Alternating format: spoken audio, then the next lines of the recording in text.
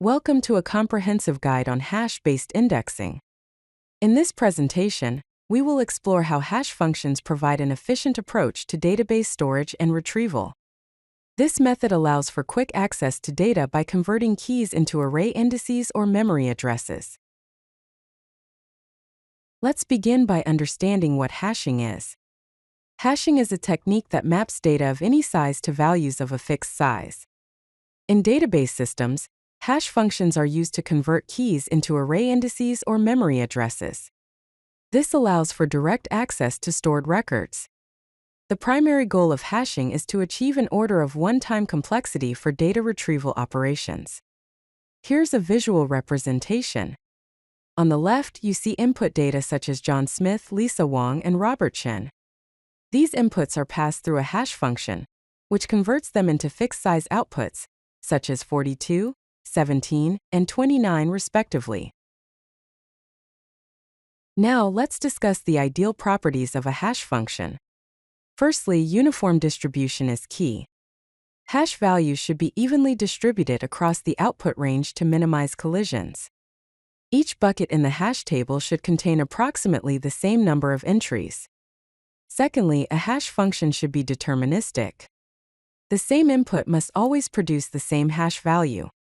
This ensures consistent retrieval of data, no matter when the hash function is called. Thirdly, efficiency is crucial. Hash computation should be fast, requiring minimal CPU usage. The time complexity should ideally be order of 1, or order of k, where k is the key size. Lastly, the avalanche effect is important. A small change in the input should result in a significantly different hash value. This helps minimize clustering and improves distribution. Let's explore some common hash functions used in databases. One method is the division method, which is a simple approach using the remainder of division by table size. Another is the multiplication method, which involves multiplication by a constant and extraction of bits. Universal hashing uses a family of hash functions chosen randomly to avoid worst-case scenarios. String hashing, such as the DJB2 algorithm, is a popular choice for hashing string keys. The code snippets here provide a clearer understanding of how these functions are implemented. Next, let's discuss collision resolution techniques. Collisions occur when different keys hash to the same location. One common method is chaining, where multiple items that hash to the same slot are stored in a linked list or another data structure. Another method is open addressing, where, when a collision occurs, we find another empty slot in the table using a probing sequence. In the visual of chaining, you can see how multiple names such as John Smith, Mary Johnson, and Robert Chen are chained together in a linked list all under bucket 42. And in the visual for open addressing, you can see how names such as Alex, Emma, John, Mary, and Robert are placed sequentially into buckets 40 through 44. Now let's dive deeper into open addressing and its probing methods. With linear probing, slots are checked sequentially until an empty slot is found. Quadratic probing involves using a quadratic function to determine the probe sequence. Lastly, double hashing uses a second hash function to determine the step size. The formula along with the pros and cons of each method are shown in each of the boxes. Now let's discuss load factor and rehashing.